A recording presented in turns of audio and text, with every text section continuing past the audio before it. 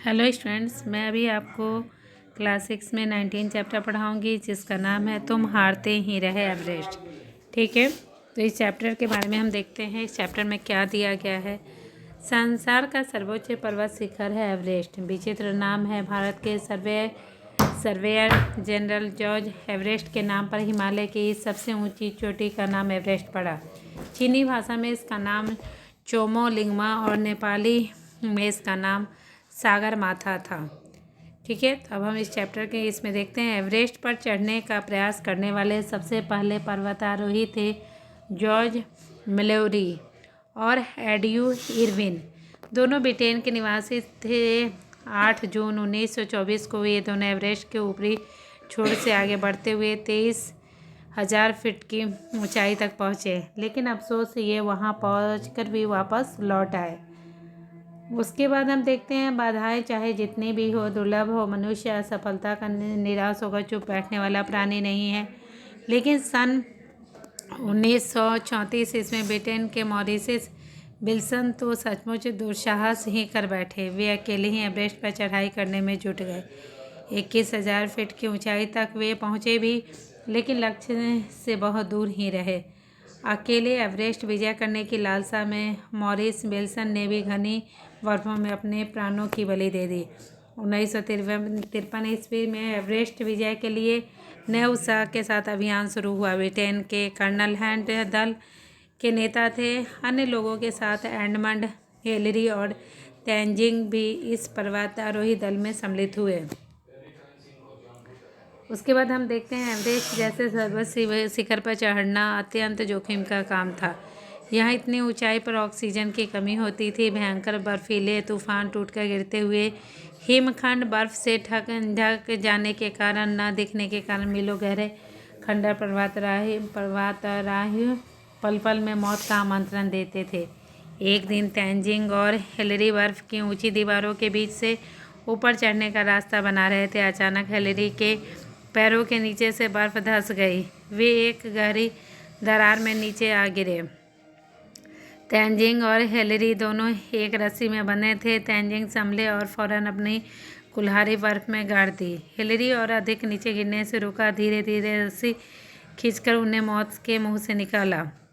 अंत में 29 मई 1953 को सफलता की बेला पहुंची। अपनी जान की बाजी लगाकर सीधी खड़ी बर्फीली चट्टानों पर चढ़ते हुए हिलरी और तेंजिंग ठीक 11:30 पर एवरेस्ट शिखर पर पहुंचे। एवरेस्ट के इस विजय पर तो पर्वतारोहियों के यहाँ जाने की होड़ ही लग गई। 1965 ईस्वी में कैप्टन MS कोहली के नेतृत्व में 2 भारतीय पर्वतारोही दल भी एवरेस्ट पर पहुंचने में सफल हुए। उसके बाद हम देखते हैं, बाद में इस साहसी महिला का अनुकरण करते हुए 483 महिलाएं एवरेस्ट पर शिखर पहुंचने में सफल रही।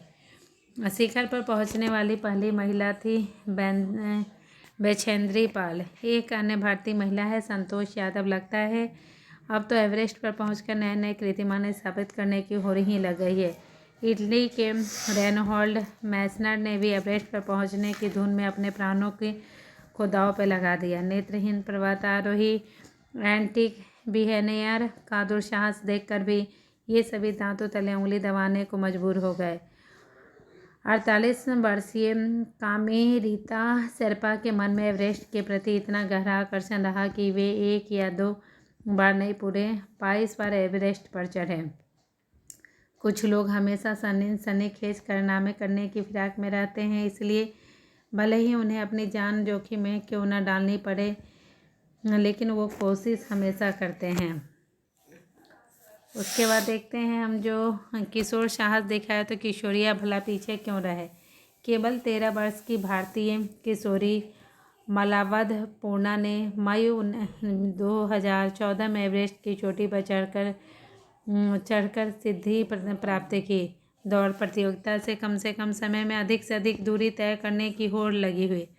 एवरेस्ट अभियान के बारे में एक प्रश्न स्वाभाविक रूप से उत्पन्न होता है, प्रारंभिक अभियान क्यों असफल रहे, अब बार बार असफलता मिलती रहे। तो ये कोशिश सभी की लगी रहती है वे एवरेस्ट पे चढ़ने के लिए। अब प्रश्न उठता है कि पर्वतारोही करके क्यों अपनी जान जोखिम में डाली जाए। क्यों समय और धन बर्बाद किया जाए? विचार कर देखें तो पर्वतारोहण व्यक्तित्व के विकास के लिए अत्यंत उपयोगी है। इससे व्यक्ति में साहस और सूझबूझ का विकास होता है, संकटों से जूझने की क्षमता आती है, आत्मविश्वास में वृद्धि होती है, धैर्य और सहकारिता कर्मठता का गुण विकास होता है। सफलता ही नहीं असफलता में भी नई सीख लेने की प्रेरणा मिलती है। इस तरह पर्वतारोहण व्यक्ति का बहुमुखी विकास करके उसे उन्नति के एक नए सोपानों की ओर ले जाने में सहायक होता है। तो ये हो गया हमारा जो चैप्टर है। पूरे में एवरेस्ट पर चढ़ने वाले कितने व्यक्ति थे, जिसमें पुरुषों के साथ महिलाओं ने भी अपना कर्तव्य दिखाया है। तो इस पूरे चैप्टर में इसी के बारे में कहा गया है। इसके बाद यहाँ शब्दार्थ दिया गया है, इसे भी आप अपने कॉपी पर लिख लीजिएगा। ठीक है, साथ साथ इस चैप्टर को अच्छे से पढ़ना है, घर पे रहना है, सुरक्षित रहना है। Thank you.